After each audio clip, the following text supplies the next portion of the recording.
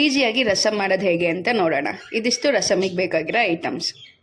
ಒಂದು ಪಾತ್ರೆಗೆ ನಿಮಗೆ ಎಷ್ಟು ನೀರು ಬೇಕು ಅಷ್ಟು ನೀರನ್ನ ಆ್ಯಡ್ ಮಾಡಿ, ಸ್ವಲ್ಪ ಚಿಲ್ಲಿ ಪೌಡರ್ ಮತ್ತು ಅರಿಶಿನ ಆ್ಯಡ್ ಮಾಡಬೇಕು.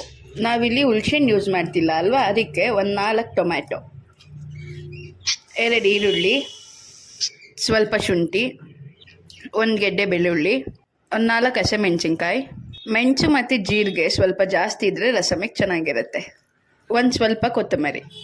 ಇದೆಲ್ಲ ಹಾಕಿ ಚೆನ್ನಾಗಿ ಕುದಿಸ್ಕೊಬೇಕು.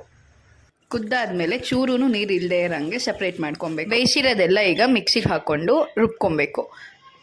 ಸ್ವಲ್ಪ ತರಿಯಾಗಿರಬೇಕು.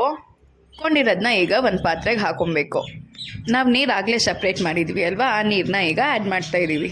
ಈಗ ಒಗ್ಗರಣೆಗೆ ಸಪ್ರೇಟಾಗಿ ಎಣ್ಣೆ, ಸ್ವಲ್ಪ ಸಾಸಿವೆ, ಸ್ವಲ್ಪ ಕರಿಬೇವು, 1-2 ಒಣಗಿದ ಮೆಣಸಿನ್ಕಾಯಿ. ಈ ಒಗ್ಗರಣೆನ ಈಗ ಅದಕ್ಕೆ ಮಿಕ್ಸ್ ಮಾಡ್ಕೊಬೇಕು. ರಸಮ್ ಸ್ವಲ್ಪ ಕುದ್ರೆ ಘಮ ಘಮ ರಸಮ್ ರೆಡಿ.